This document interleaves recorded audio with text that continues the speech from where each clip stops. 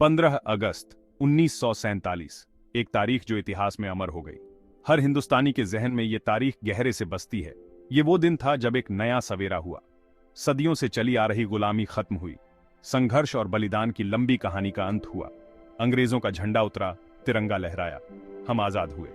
एक नया अध्याय शुरू हुआ, या यूं कहें हमें लगा हम आजाद हो गए। लेकिन ये सिर्फ शुरुआत थी। नया नया देश बना था और उम्मीदों से भरा शब्द आजादी हर तरफ गूंज रहा था।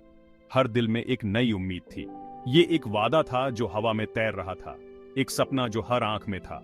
खुद के फैसले लेने का वादा, अपने भविष्य को खुद संवारने का वादा, इज्जत से जीने का वादा, उज्जवल भविष्य का वादा, एक नई दिशा की ओर बढ़ने का वादा।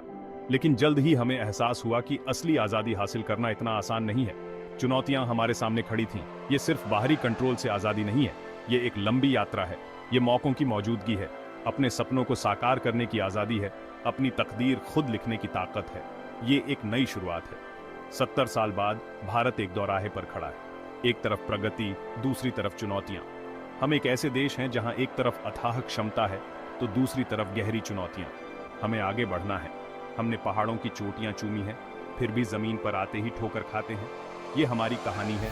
ये कहानी है भारत की अधूरी क्रांति की, एक ऐसी क्रांति जो अभी भी जारी है। सच्ची आजादी की एक यात्रा, एक ऐसी यात्रा जो हर दिन नए सपनों को जन्म देती है, एक ऐसी यात्रा जो आज भी जारी है। हम सब मिलकर इसे पूरा करेंगे। राजनीतिक आजादी एक बहुत बड़ी जीत थी, जिसने हमें एक नई दिशा में आगे बढ़ने का मौका दिया।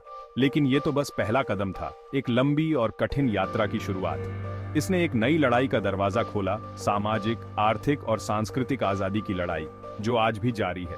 लाखों लोगों के लिए गरीबी, असमानता और भेदभाव की जंजीरें अब भी कायम थीं, जो उनके जीवन को कठिन बना रही थी। अशिक्षा ने एक लंबा साया डाला हुआ था, जो पीढ़ियों को अज्ञानता के चक्र में फंसाए हुए था और उन्हें आगे बढ़ने से रोक रहा था। बहुतों के लिए स्वास्थ्य सेवा एक सपना ही बना रहा, जो उन्हें गरीबी के अंधेरे में धकेल रहा था और उनकी उम्मीदों को धूमिल कर रहा था। जाति व्यवस्था हालांकि कानूनन खत्म हो चुकी थी, लेकिन अपना जहरीला असर अब भी दिखा रही थी। सामाजिक विभाजन को बढ़ावा दे रही थी और लोगों के बीच दरारें पैदा कर रही थी।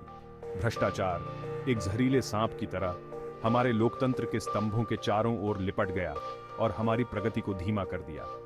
इसने विश्वास को कमजोर किया, प्रगति को रोक दिया और कमजोर लोगों के सपनों को चूर चूर कर दिया, जिससे उनके जीवन में निराशा फैल गई।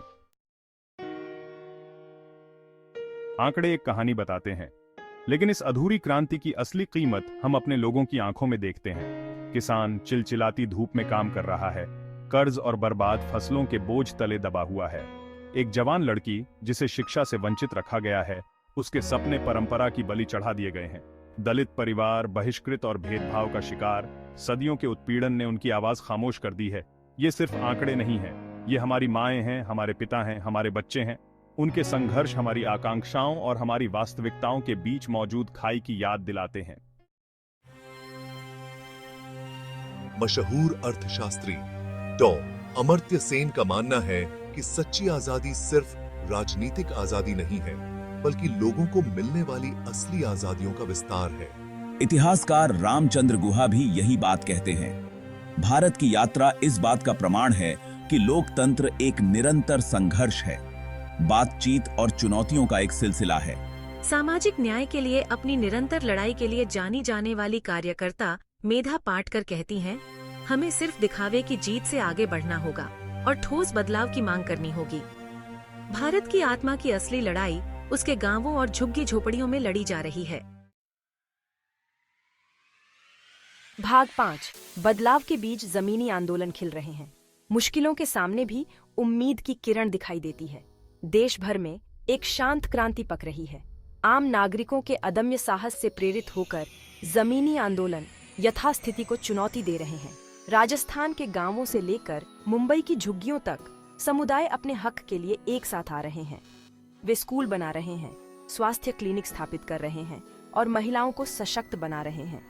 ये आंदोलन, जिनका नेतृत्व अक्सर महिलाएं करती हैं, एक सरल लेकिन शक्तिशाली विश्वास से प्रेरित है कि बदलाव संभव है, एक एक कदम करके।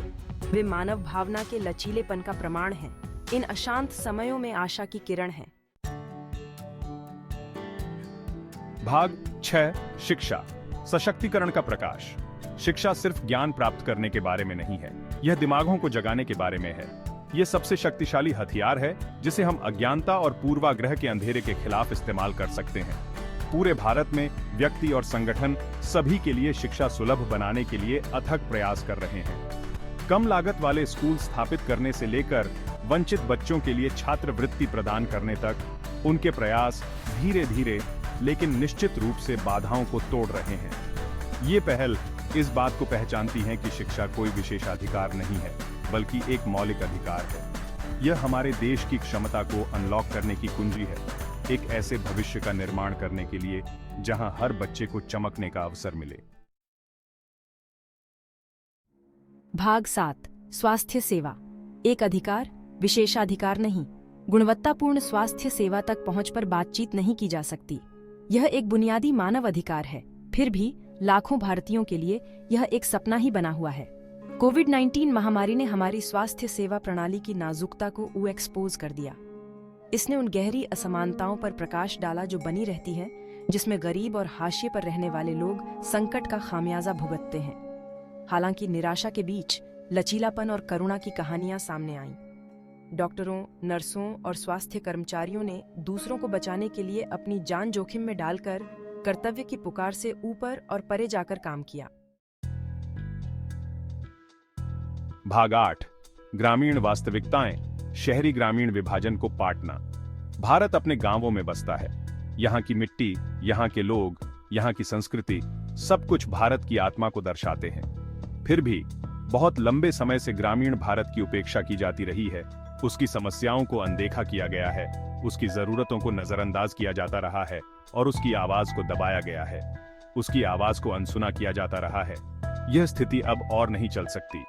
शहरी और ग्रामीण भारत के बीच की खाई हमारे विकास की असमान प्रकृति की एक कठोर याद दिलाती है।